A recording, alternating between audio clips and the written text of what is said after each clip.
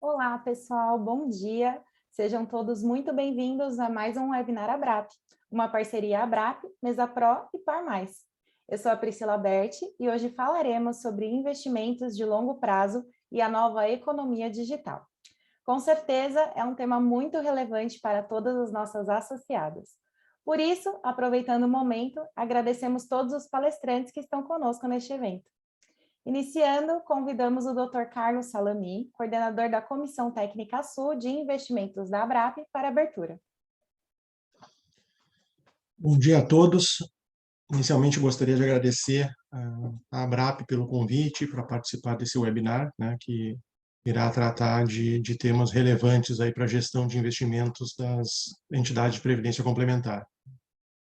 Eu vou iniciar falando sobre investimentos de longo prazo, na visão dos fundos de pensão, para depois fazer a conexão com o papel que os ativos da nova economia digital podem desempenhar aí nos portfólios, né? Inicialmente, assim, é importante ressaltar, né, que o horizonte de investimento, né, é um condicionante importante, né, para o mandato de gestão de investimentos, né? A gente pode fazer uma distinção, né, enquanto o investidor de curto prazo, né, tem por objetivo evitar oscilações patrimoniais, né, o investidor de longo prazo está mais preocupado com a frustração de renda, né? A questão é que esses objetivos eles são conflitantes, né, e que os portfólios que são dimensionados, né, para atender o objetivo de estabilidade patrimonial não são os mesmos, né, que têm o objetivo de manter a aderência em relação ao nível de capitalização, como a meta atuarial, ao longo do tempo. Tá? Os fundos de pensão, né, os investidores institucionais previdenciários gerenciam a exposição a essas duas categorias de risco, procurando olhar ou fazer uma gestão orientada pelo passivo. Tá? Isso porque, né, olhando para o passivo, a gente consegue, né, dimensionar e tentar se proteger a dois riscos importantes, né, que afetam o passivo, que é a questão do poder de compra, né, e a outra questão é a exposição à variação de retornos reais de ativos. Tá? Isso implica, obviamente, né, que a exposição a ativos indexados à inflação desempenha um papel importante, né, na gestão de investimentos. Tá? Mas, por outro lado, né, considerando a necessidade, né, de manter aderência em relação aos mandatos, né, ao longo do tempo, mas também uma certa aderência às metas no curto prazo, a gente também, né, procura dimensionar exposições em ativos geradores de retorno, né, e também em ativos que procuram gerar estabilidade da relação risco-retorno do portfólio, né, em horizontes mais curtos. Tá? Esse processo ele é realizado, né, de uma forma estruturada, né, incluindo etapas de planejamento, a execução e monitoramento. Né? No planejamento, a gente está mais focado ali na definição da alocação estratégia de ativos, que é a definição da alocação-alvo, né, nas classes de ativos de interesse. A execução ela vai envolver, né, as decisões em relação à alocação tática e à seleção de ativos, né? E o permanente monitoramento para verificar a aderência, né, da gestão em relação ao mandato de risco-retorno. Né? A gente pode dizer assim, que os portfólios eles são dimensionados, né, para buscar usufruir de três níveis de diversificação. Né? Primeiro, a questão da macroalocação, que sem dúvida é a mais importante. Né? A macroalocação, que é a alocação entre ativos e mercados, né, nas classes de ativos de interesse. Segundo, é oriundo da diversificação entre estratégias, fatores de risco, estilos de gestão dentro de cada classe. Né? E, por fim, a gente tem a capacidade dos gestores, né, de gerarem alfa na gestão ativa. Né? Dito isso, né, fica evidente, né, que o advento de uma nova classe de ativo, né, com atributos que têm assim, um potencial, né, de contribuir para o aprimoramento da relação risco-retorno do portfólio, sem dúvida, é de muita importância, né, para os investidores institucionais. Né? E isso tem acontecido, né, com os criptoativos. A gente viu, né, a partir de 2007, né, um crescente interesse, dada a evolução de preços, né, observado dos investidores institucionais, aí primeiro as mesas proprietárias de bancos, né, a indústria de fundos e os private banks, muito questionados, né, pelos seus clientes, né, de certa forma, assim, impelidos a isso, né, por uma demanda de clientes. Na sequência também, a partir do ambiente de ampla liquidez, né, que a gente viu se instaurar com a pandemia e a consequente, né, aumento inflacionário da inflação, né, que aconteceu, alguns gestores começaram a defender a tese que os criptoativos poderiam ter o potencial de servir de hedge contra a inflação, E com isso, né, a gente teve, né, começou a se observar também concomitante uma evolução, né, da infraestrutura de acesso a esse mercado, com o surgimento de veículos, né, com fundos dedicados, ETFs, mais recentemente também os ETFs de futuro. Tá? Bom, dito isso, né, é importante que a gente avance, né, no entendimento em relação ao comportamento dessa classe de ativo, né, qual o papel, né, que ela vai desempenhar nos portfólios, né, e o que nos remete a algumas questões, assim, né, que eu entendo que ao longo também do webinar aí vão sendo discutidas, né, não na sua exaustão, né, mas vão contribuir bastante aí para o entendimento. A questão, por exemplo, né, do comportamento que essa classe de ativo vai ter num ambiente menos favorável, né, de liquidez, né? A questão na tese, né, da inflação, se ela vai se confirmar, né, isso precisa ter adesão, né, dos investidores em geral, né? A questão da correlação dessa classe de ativos, ela tem demonstrado uma correlação relativamente elevada com ativo de risco, como bolsa, né, e também entre os próprios ativos do ecossistema de criptoativos. E também, né, é necessário aprofundar um entendimento em relação às abordagens de gestão, né, a capacidade que os gestores vão ter de agregar valor, né, a partir da gestão ativa, utilizando, quer seja análise técnica, modelos quantitativos ou fundamentos, né, que seja. A outra questão, né, que eu queria trazer, né, de forma assim, inicial, é a questão, né, do obstáculo, né, para o desenvolvimento, né, desse mercado, né, principalmente aí no que se refere dos investidores institucionais previdenciários, né, que é a questão regulatória, né. A gente hoje tem a CVM que não permite, né, a alocação diretamente em criptoativos por parte dos fundos, mas ela permite, né, que os gestores comprem cotas de fundos que estão sediados no exterior, né. A questão que se coloca, né, é que a gente não tem ainda, né, um aval regulatório dizendo, né, que determinado agente pode participar, né, desse mercado, por exemplo, por meio da instituição de práticas de QIC, né, o que é uma questão bem sensível para os fundos de pensão, né, que estão sujeitos a normas rígidas, né, de políticas, que tem que estabelecer políticas, procedimentos, controles, a prevenção de crimes de lavagem de dinheiro e financiamento ao terrorismo. Tá?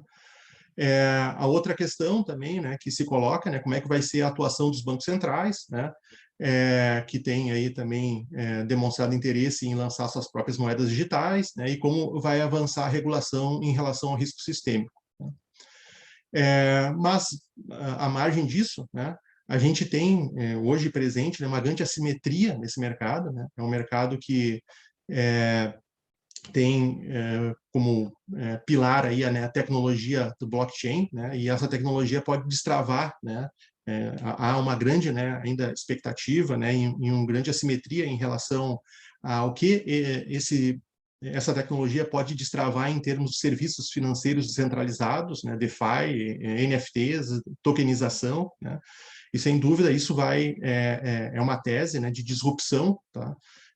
Para o funcionamento do sistema financeiro. Claro que o risco, né, é difícil antecipar, né, o que ela pode entregar, né, e se consolidar, mas à medida que esse processo vai evoluindo, né, e gerando mais conforto, inclusive para a entrada dos institucionais, a tendência é, né, que isso vai valer mais no futuro do que vale hoje. Tá? Bom, nesse webinar, né, a gente vai ter a oportunidade de ouvir 3 especialistas no assunto, tá? O que, sem dúvida, vai contribuir muito, né, para ampliar a compreensão, né, que a gente tem sobre esse tema. Muito obrigado. Muito obrigada pelas palavras, Dr. Salami. É um prazer tê-lo conosco neste evento e nos representando também. Muito obrigada. Dando continuidade, o nosso convidado que tem a palavra neste momento é o jornalista e advogado Rafael Gregório. Bom dia a todas e todos que estão nos assistindo. Bom, eu sou Rafael Gregório, sou jornalista e advogado. Nos últimos anos me especializei na cobertura de criptoativos. Tenho o prazer de receber aqui hoje 2 figuras altamente conhecedoras desse meio, que são a Analisa Blando e o Guto Antunes. A Analisa é CEO da Par Mais, o Guto é CEO da Mesa Pro. Eles, mais para frente, vão contar um pouquinho melhor sobre o que fazem as empresas. Muito feliz pelo convite para falar sobre isso. Acho muito interessante o tema, tem muita coisa nova acontecendo, muitas transformações.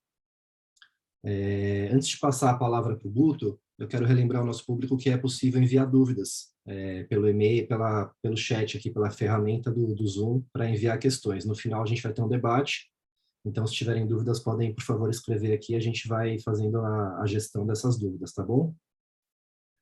Agora sim, Guto, queria começar por você, queria te pedir a gentileza de explicar para a gente, por favor, o que é a Mesa Pro, e contar um pouco sobre esse ecossistema do Bitcoin, dos criptoativos, por favor.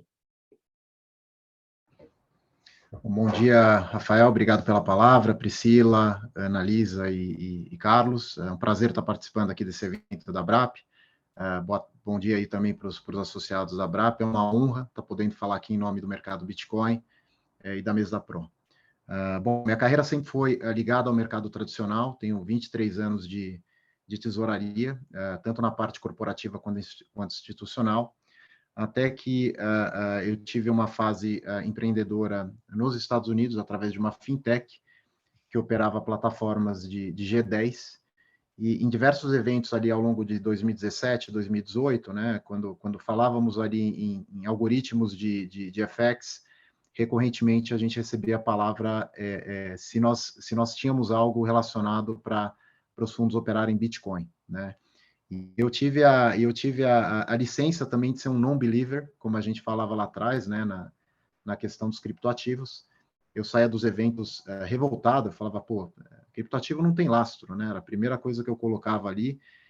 Só que eu falava, pô, pelo mercado que estava sendo desenvolvido lá e o tamanho do mercado nos Estados Unidos, eu falei, alguma coisa por trás, alguma tese por trás tem que estar forte, né? E comecei a estudar a tecnologia do blockchain. Foi quando eu descobri de que o grande lastro, né, que existem por trás dos principais criptoativos é a tecnologia do blockchain, né? Que a gente vai entrar um pouco mais de detalhe a partir da minha apresentação aqui.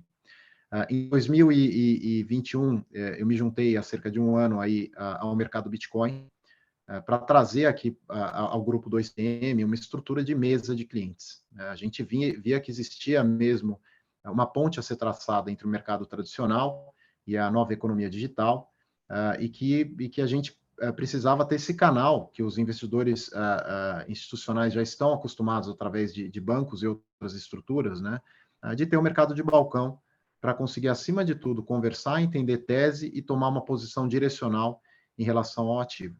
Logicamente, como o Carlos estava comentando, a gente está a um passo de ter a regulação neste mercado, né? A gente está de mãos dadas aí a CVM e Banco Central. Aqui no mercado Bitcoin, a gente, de fato, tem esse mote de desenvolvimento de mercado, e um dos grandes objetivos aqui é estar de mãos dadas ao regulador, como a gente está recorrentemente, colocando a necessidade dele estar on board no mesmo nível aí que a gente já vê em países como Estados Unidos e Europa, né, de forma geral. Eu vou tomar liberdade aqui só para passar 3 slides, né, para ficar um pouco mais fácil da gente tangibilizar essa experiência que eu tive de 2017 para cá em relação às teses dos criptoativos, tá? Conseguem ver minha tela? Tudo certinho? Vamos lá, então.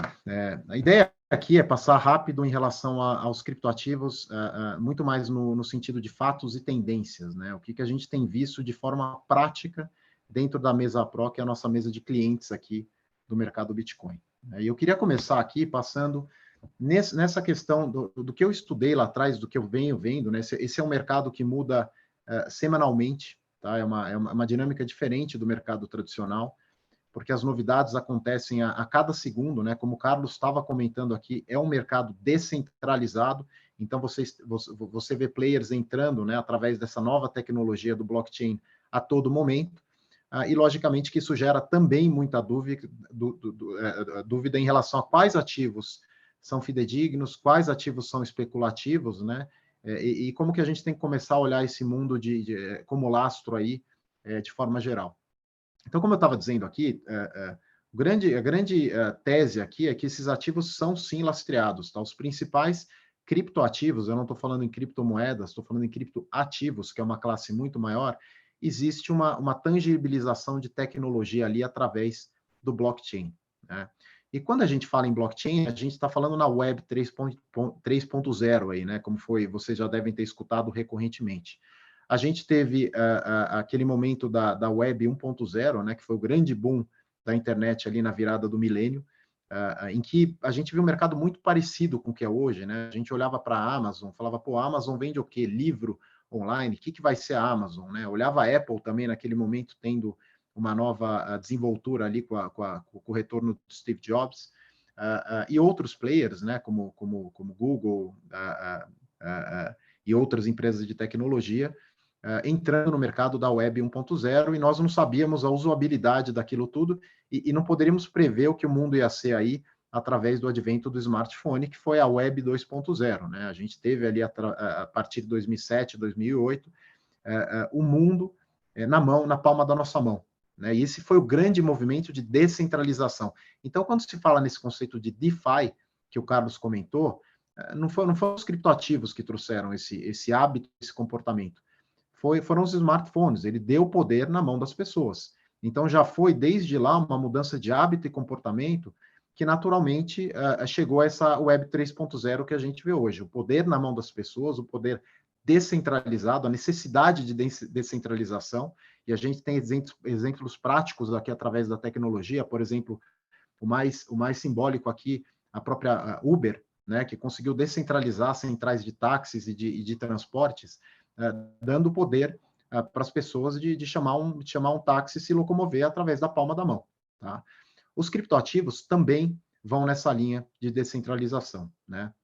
E quando a gente fala neles, eu separei aqui 3 categorias que a gente tem escutado mais recorrentemente como teses de investimento, que são as criptomoedas, os ativos de DeFi, de Decentralized Finance, né, que são mais conhecidos como tokens, e o que está muito em voga aí, principalmente nos últimos 2 meses, que são as NFTs, né, que são os Non-Fungible Tokens, tokens não fungíveis. Tá? Eu já vou falar um pouco disso. Quando a gente fala em criptoativo, cada um daqueles ali, eu separei alguns principais ali que a gente escuta mais como tese, né? Qual o grande lastro que a gente tem por trás? Cada criptoativo desse tem uma rede blockchain por trás dele que tem uma usabilidade no mundo real, tá? Então, alguns mais, outros menos, e para funcionalidades específicas, né? Por exemplo, a rede Ethereum é onde os principais contratos inteligentes, né, os contratos dentro do blockchain, são registrados. A rede XRP, Ripple, né, desculpa, a moeda XRP, que tem por trás a rede Ripple, é uma rede em que promete revolucionar o mundo de remittance de câmbio, né? A gente tem aquele mundo 2D que a gente chama do câmbio, né? Câmbio SWIFT, que demora D+2 para liquidar, tem toda aquela questão regulatória de documentação que a gente vê, mas a grande questão aqui é o timing dela, né? Essa tecnologia promete liquidar uma operação de câmbio cross-border em segundos, né? Então, é uma revolução, e o regulador já está on board dessa tecnologia. Já existem algumas frentes de teste, inclusive nos bancos tradicionais dessa tecnologia, né? E falando aí também de outras criptomoedas, como o Pax Gold, que é lastreado no preço do ouro, e o USD Coin, que também tem como lastro ali o preço, né, do dólar e a movimentação do dólar, como a gente vê recorrentemente aí. Tá? Então, tem lastro sim, essa é a primeira tese que a gente tem que ter em mente.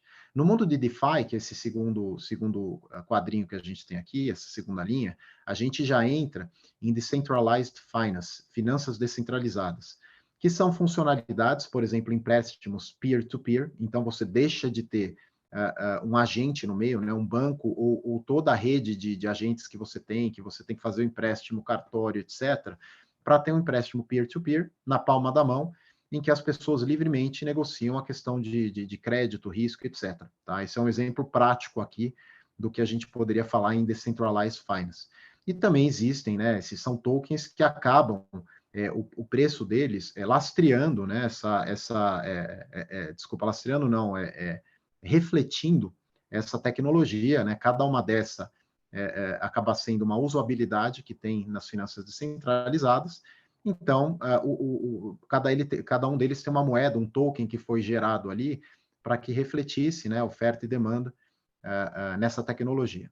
E por último aí, mas não menos importante, até pela por ser esse assunto que está tão aí em alta, são as NFTs, tá? Que são esse talvez seja o mundo que a gente tenha que mais explorar enquanto tese aqui, porque ainda não existe muito quais serão as usabilidades do NFT. A gente tem visto ele muito mais nesse primeiro momento como tendo como lastro artes digitais, tá? Então você já tem visto artistas, celebridades comprando, por exemplo, esses macaquinhos que são únicos, registrados no blockchain e que de fato quem compra eles detém a arte. Tá? Ela é imutável, ela é de uma pessoa só ela pode, por exemplo, o Twitter só deixa você postar ela, né? Só valida ela hoje, se você tem a posse dela no blockchain.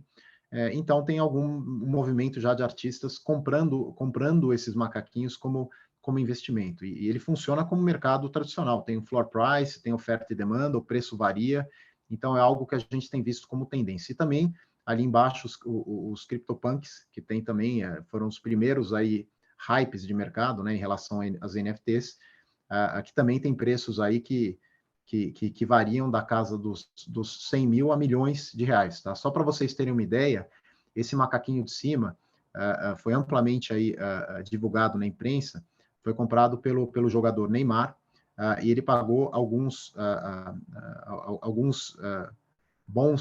bons Ethereums, né, que é a moeda que liquida a arte digital, e acabou tendo um preço aí acima de 500 mil reais, né? Então são ativos com preços que a gente ainda precisa acompanhar no mercado como vão ser desenvolvidos. O que eu quero dizer aqui com todas essas classes de ativos, tá? Que quando você se posiciona nela como tese de investimento, né, quando o investidor compra uma moeda dessa, um token desse, ele está se posicionando na tecnologia do blockchain. Tá? Então, o lastro é você entender essa tecnologia que está por trás, ver volumetria de negócio, ver o volume que está sendo registrado nela, e acreditando como tese que uma dessas tecnologias vai avançar, como o Uber avançou lá no mundo de locomoção, né, no mundo real aí de aplicativos, você está se posicionando numa phantom share dessa tecnologia. Você está comprando uma phantom share de um ativo que pode valer muito mais lá na frente se você tem essa tese por trás dele. Diferente quando você vê outros criptoativos, né, que são mais ligados a behavior finance, e aí um efeito muito parecido com o que a gente viu por volta de um ano e pouco atrás aí, com o efeito GameStop, né, em que todo mundo acha que vai subir, se falam em fórum, toda essa questão de mídia social de investimento, e puxam um ativo, né, como tem um jargão de mercado, existe um pump nesse ativo, em que ele sobe de preço 30%, 40% sem ter uma tese por trás disso. Tá? Então, é isso que a gente tem que diferenciar. O que é um ativo com a tese blockchain por trás, e o que são ativos, né, que são registrados na blockchain, mas têm mais características especulativas. E as duas são válidas, desde que você entenda a tese que você está entrando e entendendo. Tá? O que a gente vê dentro dessas teses? Né? É o que eu estava falando aqui.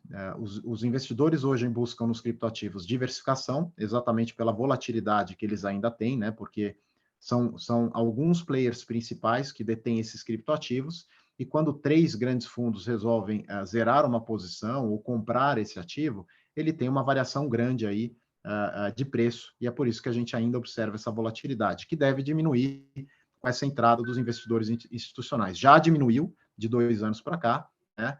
E a tendência é diminuir cada vez mais, o mercado se autorregular na questão de preço.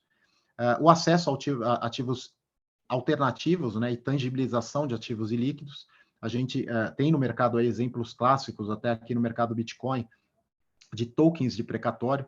Então, quando você compra um precatório, a não ser que você detenha, né, esse título 100% dele, o investidor tradicional não tem acesso a um ativo ilíquido e que paga um yield acima de CDI, vamos dizer assim, né?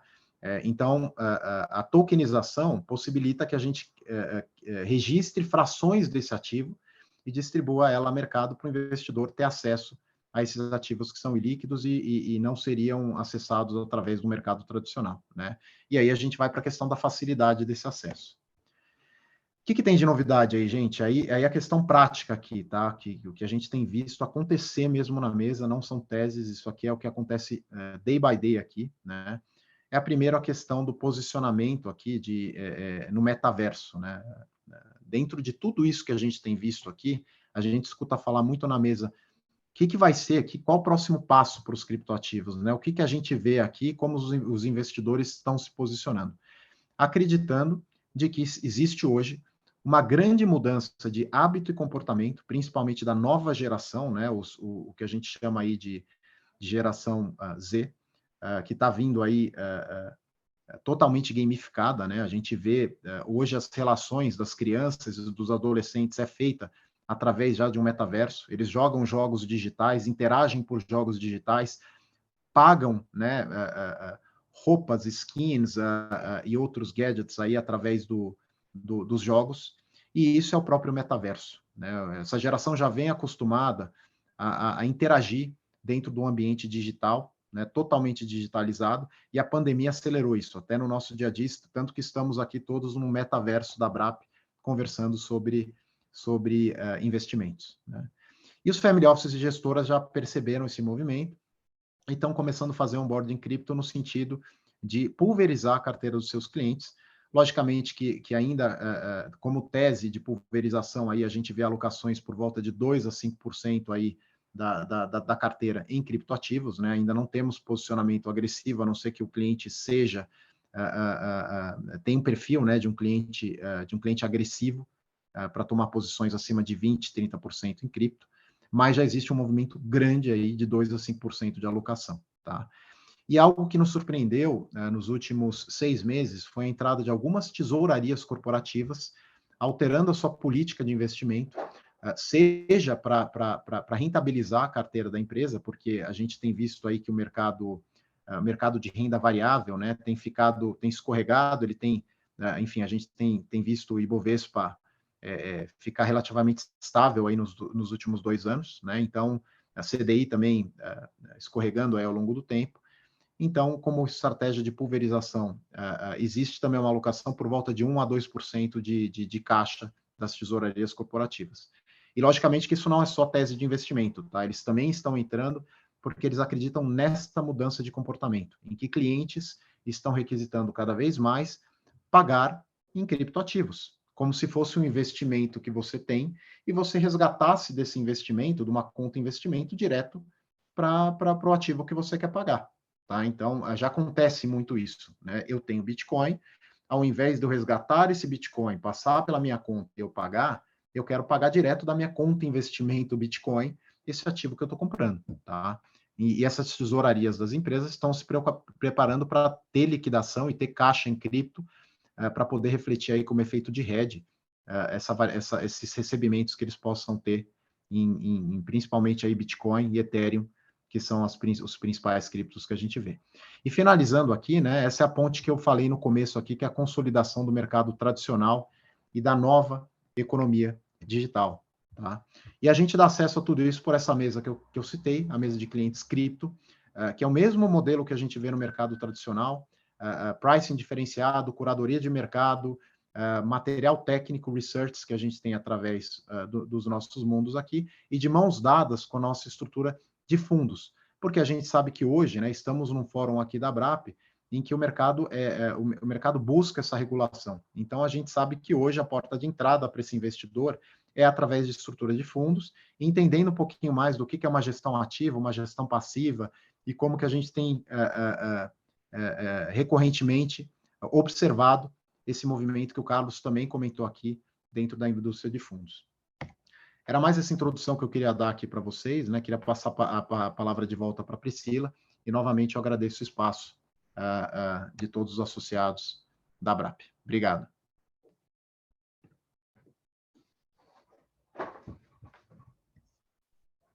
Doutor Guto, muito obrigada, viu? É um prazer tê-lo conosco aqui neste evento da Brap. Então, eu volto a palavra para o Rafael para seguir o comando aí das nossas palestras.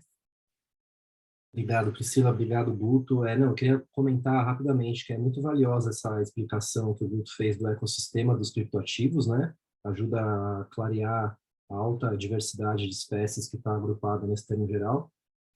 Também achei muito interessante, Guto, a oposição que você fez ali entre ativos com tese baseada em blockchain e ativos com teses especulativas apenas registrados em blockchain.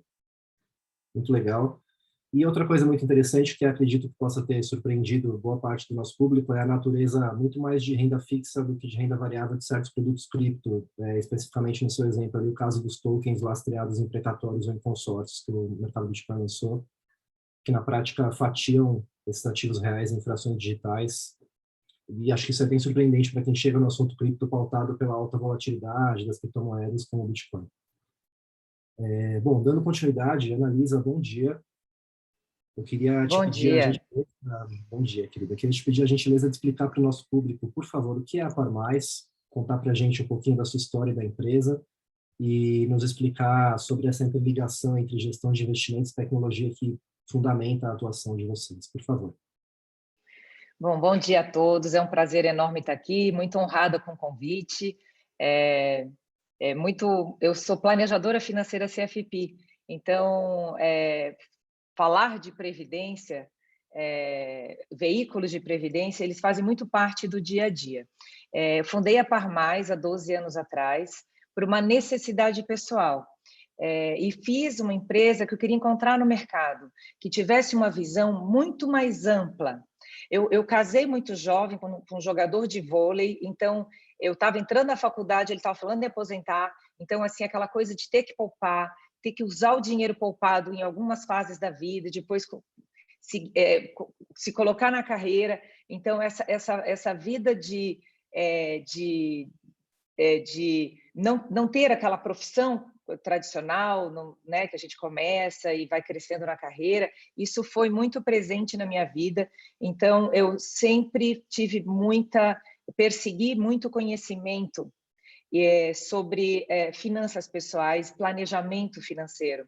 E há 12 anos atrás, há 13 anos atrás, eu descobri a profissão do planejador financeiro pessoal, CFP, me certifiquei e fundei a Par Mais. Então, a Par Mais então, é uma empresa que faz parte do grupo do STM há um ano, e é uma empresa focada em todas as áreas do planejamento financeiro. A gente faz a gestão dos ativos, monta carteiras para os clientes, então a gente ajuda o cliente a fazer a gestão dos seus recursos financeiros, mas a gente vai arrumando, vai cuidando da sucessão, do planejamento tributário, do correto dimensionamento dos seguros, como gasta, como gastar melhor para atingir seus objetivos, e a gente busca organizar esses objetivos. Então, ao longo da jornada, nós somos uma referência em gestão patrimonial dos nossos clientes. E nesse contexto, as aplicações do PGBL e do VGBL, eles são muito importantes, são fundamentais como ferramentas para ajudar as pessoas a atingirem seus objetivos, e nem sempre nós estamos falando só de planejamento de aposentadoria. Então, as aplicações de um PGBL e de um VGBL para sucessão, para ajustar o dimensionamento do seguro, dadas, né, da possibilidade de não entrar em inventário, de ser liberado rapidamente para os dependentes, né, para os herdeiros, e que são, enfim, nem sempre herdeiros, né, para os beneficiários. São aplicações muito importantes. Então, mas aí entra a alocação de recursos, né? Então, primeiro, também, como planejadora financeira, a gente sempre monta qualquer estratégia baseada em classe de ativos, e aí entra agora, nos últimos anos, a novidade do mundo cripto, que é uma nova classe de ativo. E aí, como o Guto e o Rafael falaram, tem a parte que é volátil e tem a parte que não é volátil das aplicações.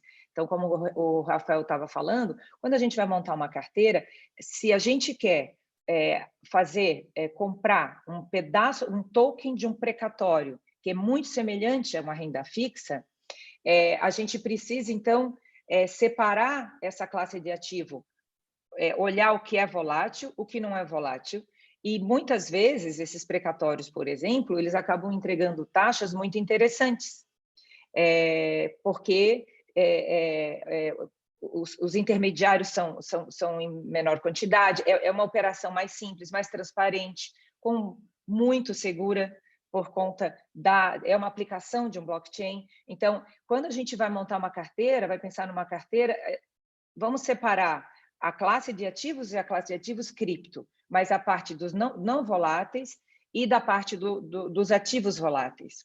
E aí também entra a aplicação, por exemplo, que a gente defende muito na Par Mais, a gestão ativa disso.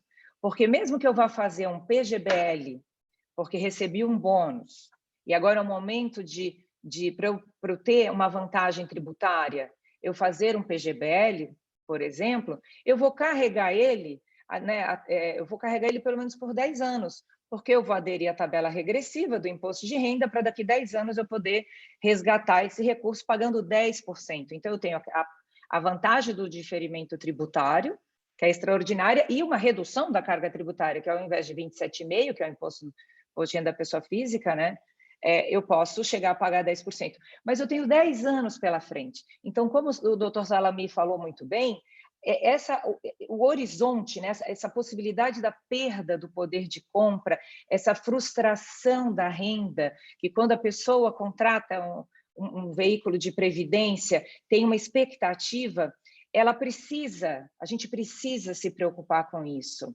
Então, nós acreditamos muito na gestão ativa das previdências dos clientes também. A gente acredita muito porque, ora, a gente está com uma Selic a 2 e pouco, né, 2%. Ora, a gente está com uma Selic, sei lá, 3, vai chegar a 12 e pouco, 13, né, enfim. Nós temos, então, ora, muito vantajoso, muito confortável comprar uma NTNB, que aí a gente resolve o problema da inflação e entrega juro real. Mas tem horas que a gente não consegue fazer isso. Ora, o mercado de ações não está em crise, não, né? O país em crise. Então, ficar sentado numa posição, num único produto de previdência, a gente não acha isso interessante para a entrega do que o cliente precisa. Inclusive, nós temos 2 fundos de previdência privada que a gente, justamente, são 2 carteiras, porque o cenário macroeconômico muda e quando a gente fala em planejamento financeiro pessoal, a gente precisa muito alinhar o objetivo do cliente, precisa ver o momento de vida, capacidade financeira e patrimonial. E, então, ainda falando um pouquinho de gestão ativa e gestão passiva, também acreditamos que em mercados assim, que tem muita inconsistência, que não são eficientes, né? Então o Brasil é o mercado financeiro do Brasil ele é pequeno. Então a gente sabe que o Ibovespa ele tem seus defeitos, porque ele acaba não refletindo toda a economia, ele reflete mais os principais as empresas, as maiores empresas, as que têm maior volume, né? Então ele acaba não sendo aquele índice muito não é tão interessante. A gente acredita que é muito possível gerar alfa e a gente vê grandes gestores de recursos gerando muito alfa acima do Ibovespa. Da mesma forma que tem surgido muitas ETFs, muitos índices de cripto, a gente ainda acredita que fazer uma gestão ativa acaba dando um retorno mais interessante. E aí vem a descorrelação. Quando a gente monta um portfólio, a busca pela carteira ótima, que a gente consiga extrair o melhor retorno dentro do menor nível de risco, é a batalha de todo alocador de carteira, né? É o dia a dia do alocador de carteira. Nesse contexto, os criptoativos voláteis, vamos categorizar assim, eles acabam tendo uma descorrelação muito grande, porque o Bitcoin, né, algumas moedas, Bitcoin, Ethereum, a gente já vê bastante correlação, quer dizer, descorrelação com relação à taxa de juros americana, por exemplo, mas existem várias aplicações, como o Guto estava mostrando, tem as NFTs, tem os game coins. as pessoas compram moedas nos seus jogos virtuais, nos seus jogos, né, de videogame, e aquilo tem valor, você negocia aquelas moedas. Tem várias aplicações, e aplicações que muita gente adere, então ela vai se valorizar. Existe um mundo de contratos inteligentes, existe um mundo de aplicações que realmente acaba sendo muito descorrelacionado com relação às outras classes de ativos. E aí a gente consegue entregar um melhor retorno. Então, nós acreditamos muito, né, nessa questão da gestão ativa. Inclusive, está saindo do forno uma nova forma que a 2TM está oferecendo para as pessoas de entrar nesse mundo. As pessoas podem entrar via mercado Bitcoin, podem operar com Mesa Pro, e podem também, acho que na primeira semana de março ele já começa a rodar, a gente está lançando um fundo de gestão ativa de criptoativos e só focado naquela parte da cripto volátil. E a gente tem feito muitos backtests, a gente tem feito muitos estudos, e é impressionante a descorrelação e o retorno, o potencial de retorno. Mas é muito volátil, de fato ele é muito volátil. Mas tem uma grande vantagem que não tem alavancagem. Então, o mercado financeiro, a gente do mercado financeiro está acostumado a ver, quando um fundo é muito volátil, é porque tem alavancagem. Nesse pode se alavancar também no mundo cripto, mas esse fundo, por exemplo, ele não vai ter alavancagem, nenhuma alavancagem. Então, mesmo que tenha uma volatilidade, que é bastante maior que de bolsa, maior que de uma NTN longa, né? Que também tem muita volatilidade, ele não é alavancado. Então, isso também acaba dando muito conforto para o investidor, porque não tem essa preocupação com a alavancagem, né? Então, como que a gente vê? Nós, como planejadores financeiros, a gente tem uma ferramenta que é a biofinanceira. Com ela, a gente analisa não só o perfil de risco, mas a gente analisa também a capacidade financeira, patrimonial das pessoas e alinha os objetivos. Então, a gente consegue perceber quando que a pessoa pode tomar risco, quando ela não pode tomar risco, quando ela deve tomar risco, mas ela não consegue. Então, com essa ferramenta, a gente consegue fazer... ela nos dá todas as bases para a gente montar uma boa alocação. E a gente avançou e fez muitos estudos também sobre a quantidade de criptoativos voláteis que pode ser adequado para as pessoas. Então, e a gente viu, até voltando um pouco, nesse histórico, nesses backtests, porque nesse fundo que está nascendo, a gente vai seguir uma estratégia que ela já tem mais de 4 anos, então ela já existe, que é a carteira que é liderado pelo diretor de research da 2TM, André Franco, que é o analista-chefe o analista-chefe desse fundo, e ele obtém retornos numa média, né, anualmente, de 110% ao ano. Chega em momentos, o Sharp é de mais de 22%.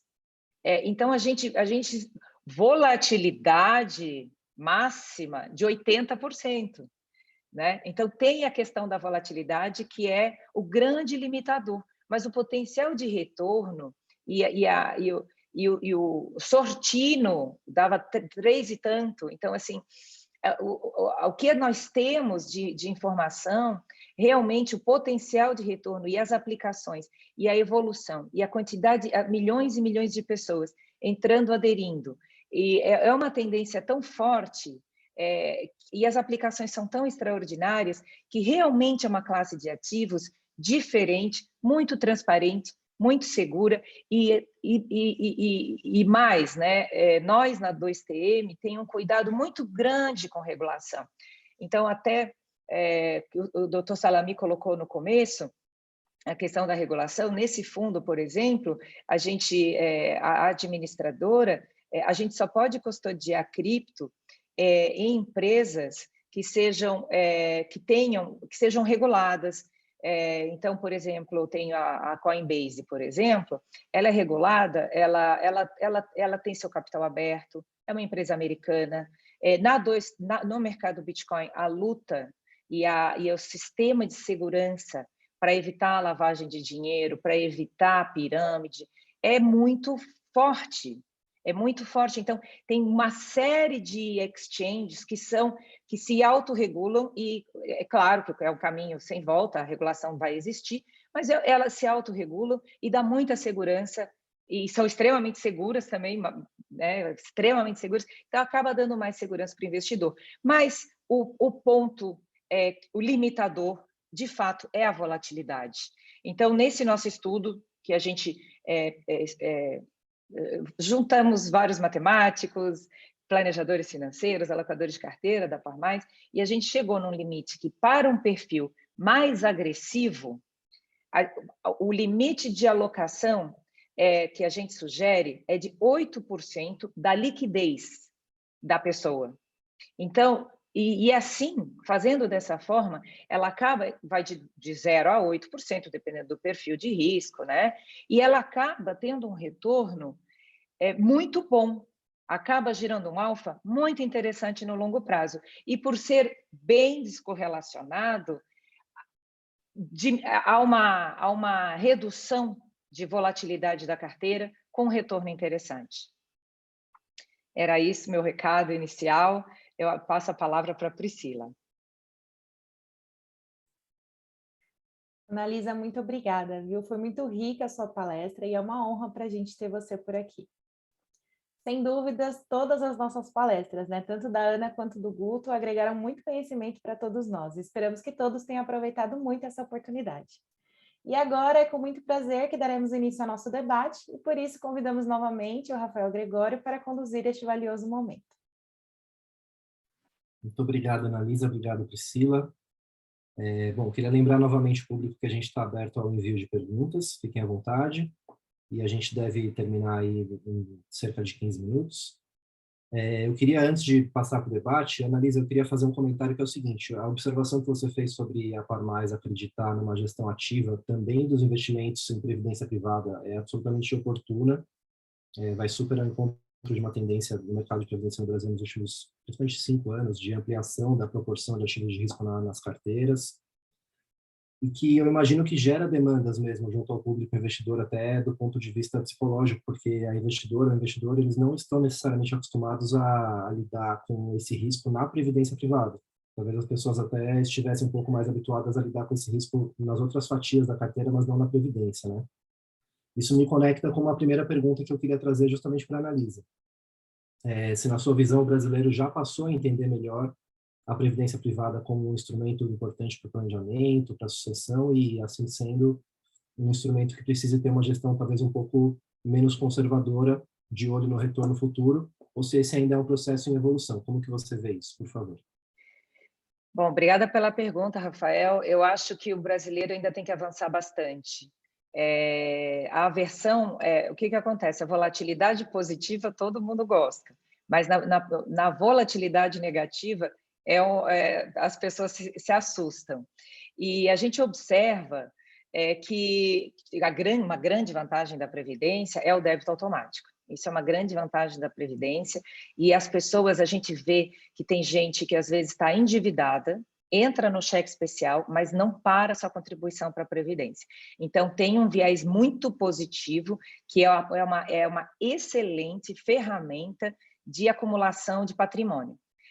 Mas, de um modo geral, as pessoas entram lá naquele fundo que naquela época foi sugerido e continuam ali. Não fazem a realocação periódica da carteira. E não olham. Então, até muitas vezes, e estou falando de um modo geral, né? A gente observa esse comportamento de um modo geral. Então, acontece que muitas vezes, se tem um pouco mais de volatilidade na Previdência, acabam nem tomando muito conhecimento, porque olham pouco, olham lá na época da declaração do imposto de renda, mas não deixam de poupar. E, ao contrário, e assim, eu acho que o maior desafio é o compromisso das seguradoras, dos bancos, de quem tem produto de previdência, realmente perseguir a geração a preservação do poder de compra, entregar juro real. Então, mas a gente vê também a modernização, a quantidade de produtos que saíram nos últimos anos são excelentes, grandes gestores de recursos com excelentes fundos de previdência, todos, né, todo o mercado buscando essa nova, essa quantidade ótima de produtos, de gestores que a gente tem no Brasil. Então, então assim, a pessoa física, ela precisa ser ajudada. Ela não faz a realocação, mas se ela colocou num produto que, ao longo do tempo, vai entregar um multimercado, que ela vai entregar, ótimo. Mas se ela pôs num produto, por exemplo, de uma renda fixa pós-fixada, e aí pode ser que no longo prazo ela não consiga, ela realmente perca o seu poder de compra. Então, precisa ainda de amadurecimento do mercado. Legal, interessante. Eu vou direcionar uma para o Guto agora. Guto, eu queria saber o seguinte, a gente tem visto uma forte entrada de recursos institucionais em cripto, principalmente Bitcoin, e principalmente a partir do segundo semestre de 2020, me corrija se for o caso, com ênfase no ano passado. Acho que no ano passado teve uma entrada muito grande, um fluxo de grandes players, de empresas, family offices, fundos de pensão, globalmente, e acho que é uma coisa que começa a chegar ao Brasil. Como que você vê essa demanda institucional por criptos agora, em 2022, e como que o Brasil se situa nesse contexto global? Por favor. Obrigado pela palavra de novo, Rafael. O que a gente tem visto é um mercado muito mais maduro lá fora, até em termos de entender que essa ponte entre os dois mercados já foi traçada, né? Se a gente analisar a própria correlação aqui que a gente veio falando, já existe uma correlação forte em alguns momentos entre o mercado tradicional, né, e aqui example given na Nasdaq, por exemplo, e ações de tech, com os movimentos cripto, tá? E os fundos lá fora, né, fundos, family offices, gestoras, já perceberam essa oportunidade de ler o mercado tradicional e replicar, de certa forma, algumas posições dentro do mercado cripto, para estar dentro da tecnologia, né?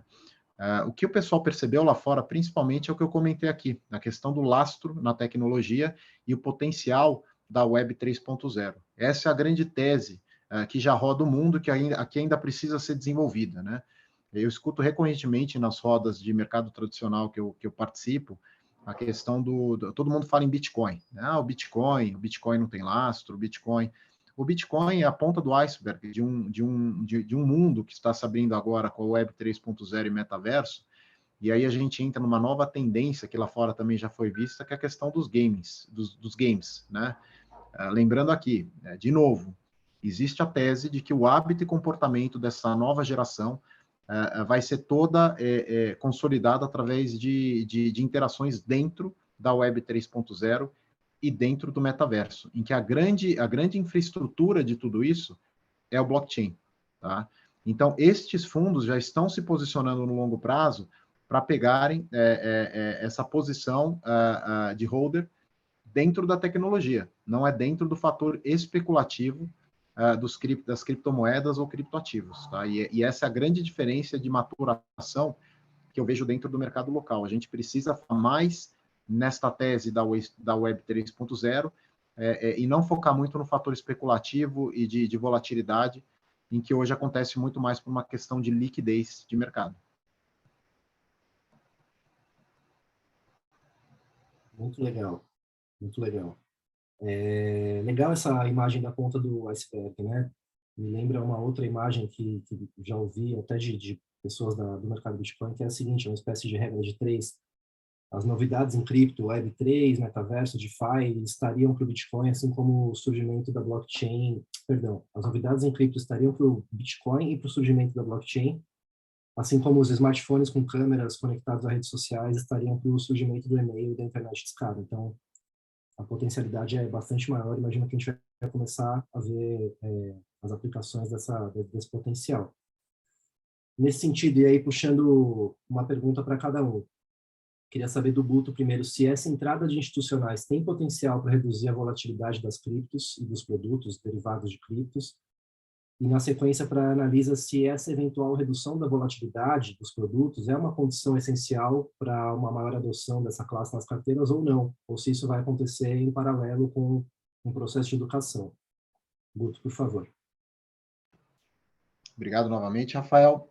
Essa pergunta a gente consegue responder de uma maneira prática também, né? É só a gente olhar o mercado de câmbio, de FX, há 30 anos atrás no Brasil, né? Os spreads eles eram muito mais abertos do que são hoje, existia muito mais espaço para arbitragem, não só no mercado de câmbio, em outros mercados também, exatamente pela questão de liquidez, né? Quando a gente traça essa proxy para o mercado atual, é exatamente como eu vejo, né? Hoje a gente tem esses movimentos de arbitragem, spreads abertos, por esses criptoativos estarem na mão de poucos players, né, que fazem uma grande diferença em movimentos sazonais, seja de alta ou de baixa, né? A gente acredita que a entrada dos institucionais e logicamente, dos robôs e outros instrumentos de trading que eles utilizam acabam sendo bem eficazes aí para regular esse mercado no sentido de ter um preço mais fechado e justo para todos os players, né? Isso é uma tendência que, olhando o passado, eu acredito que nos próximos 2 anos a gente vai ver um mercado muito mais fechado, né, nas duas pontas do bid and ask, para que o investidor institucional consiga recorrentemente tomar uma posição técnica assertiva e com uma volatilidade que possa ser calculada dentro de um padrão técnico do mercado tradicional. Bem, sobre a questão da volatilidade, amadurecimento do mercado, com certeza o mundo institucional entrando e reduzindo a volatilidade, até porque a volatilidade é porque tem a demanda e a oferta, tem muito trade, é descentralizado, então, aumentando a quantidade de pessoas que carregam, diminui a vol, né? Mas eu acho que ainda tem uma necessidade de amadurecimento do mercado. Quando a gente vê, e é muito, mas o mundo cripto ele é muito fantástico, então existe um apetite um apetite enorme das pessoas. Muita gente não quer entrar na bolsa e quer entrar no mundo cripto. Então, como que a gente conversa? Qual é o excedente? Quanto que você está disposto a pôr? Então, a gente monta a caixinha do mundo cripto. Aqui você vai buscar ganho de capital de longo prazo, com um horizonte bem de longo prazo, bota aí pelo menos 5 anos, e que se você perder, você não vai sofrer. Perder não vai, ainda mais se for uma gestão ativa, porque vai trocando de estratégia e vai botando numa nova... Vamos dizer que um blockchain não vingou, mas tem outro que vingou, que supera os defeitos daquele outro blockchain, vai. Então, uma gestão ativa não vai perder. Mas é uma forma de lidar com a volatilidade, com o psicológico das pessoas, que pode acontecer um momento de ter uma forte queda, e aí como a pessoa está de cabeça feita, que aquele investimento é de longo prazo e que se ela perder tudo não vai morrer, aí funciona muito bem. Então, como estratégia de busca de ganho de capital com horizonte de longo prazo, a carteira de risco de mundo cripto, é o que a gente tem notado, é a melhor estratégia para deixar as pessoas confortáveis com seus investimentos. Muito legal, muito legal. Uma questão tão rica, né? Envolve demografia, envolve tecnologia, envolve, enfim, um monte de aspectos. A gente está, infelizmente, chegando no nosso horário. Por hoje é isso. Salvo novas discussões. Eu quero agradecer imensamente o convite para fazer a mediação. Agradecer muito a participação da Analisa, do Guto, do Carlos, e passo a palavra para a Priscila fazer as considerações finais aí da Abrap. Muito obrigado. Rafael, muito obrigada pela moderação. E obrigada também a todos que participaram enviando suas dúvidas. Nós agradecemos mais uma vez aos palestrantes e ao público que nos assiste. Esperamos que este webinar tenha sido proveitoso para todos vocês. Aproveitamos também para fazer um agradecimento especial à Mesa Pro e Par Mais pela importante parceria. E chegamos ao fim de mais um valioso webinar, lembrando a você que nos assiste que a gravação ficará disponível no nosso canal no YouTube e disponibilizaremos também as apresentações aqui realizadas. Uma boa sexta-feira a todos e um ótimo final de semana. Até a próxima, pessoal. Tchau, tchau. Tchau, obrigado.